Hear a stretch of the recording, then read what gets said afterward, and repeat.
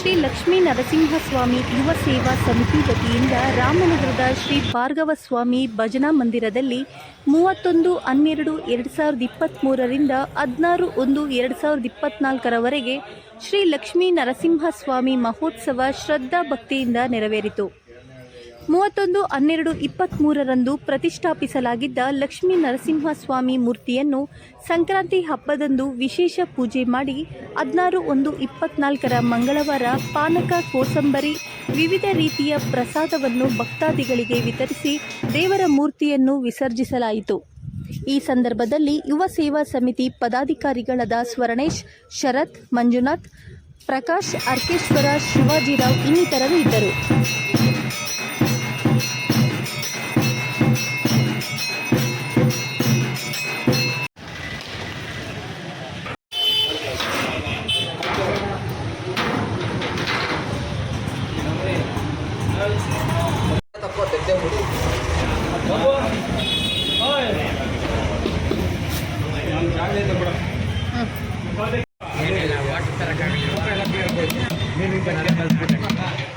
ನನ್ನ ಲೆಕ್ಕ